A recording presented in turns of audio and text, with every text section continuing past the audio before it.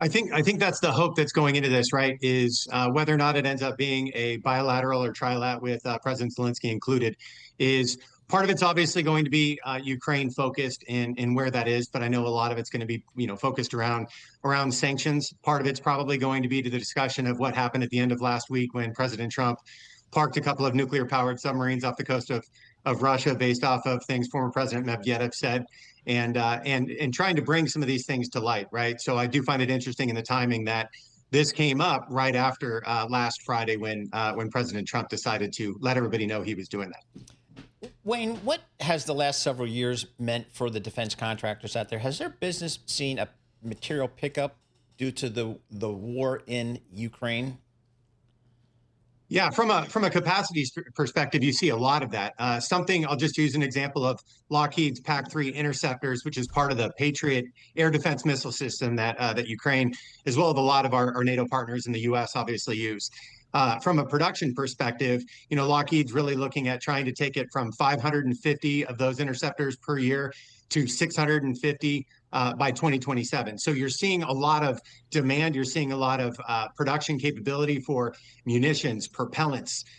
You obviously from the reconciliation bill, right? You had the 150 billion that's coming in, 29 billion for shipbuilding is a great example, right? Huntington Ingalls and General Dynamics Electric Boat got a lot of that, but there are 16,000 suppliers that are part of that shipbuilding maritime industrial base that supports that. If you look across Europe as they try to get up on some of this, right? You've seen the pledge to reach 5%. Really, it's 3.5% of hard defense spending and 1.5% of almost like support contracts that are tied to defense to reach that. Some countries like Germany will be easier to reach that, and others won't. Rheinmetall, Leonardo, Thales is some of the companies that are large. The European side of the house, and then for obviously the U.S., you've got your big primes, your Raytheons, your Northrops. Your Lockheeds as some of the big contributors for that. And then Golden Dome's obviously a huge player in that. So you'll start to see more of the SpaceX side of the house as well as some of the other primes that play in the satellite side as well. Now, Wayne, you mentioned defense stocks. What about the impact on oil?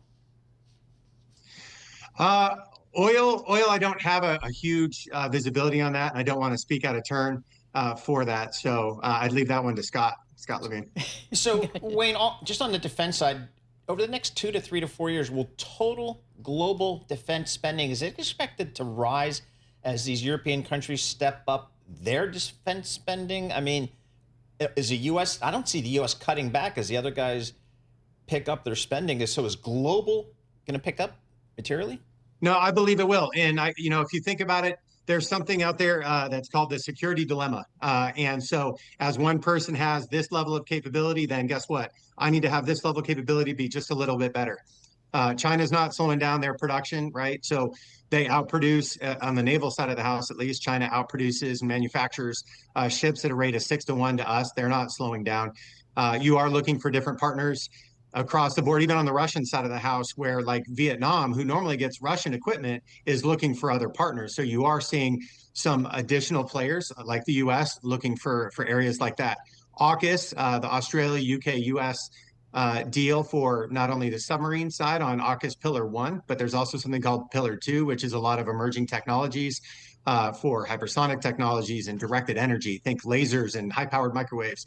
All of these things are all part of that environment, right? They're all part of this ecosystem, and that spending is going to continue to grow. Now, the key ends up being in a lot of European companies and elsewhere is how long can this be maintained? Right now, everybody seems to be on board until you have to start cutting some social spending to be able to get to the numbers that are necessary. Germany has some room to go. So does Poland. They actually have money to use and to buy, but you have others like Italy that are overspent at the time, right? So them or Spain, they promised 12 billion in increased spending, but right now we're not seeing how they're going to be able to do that.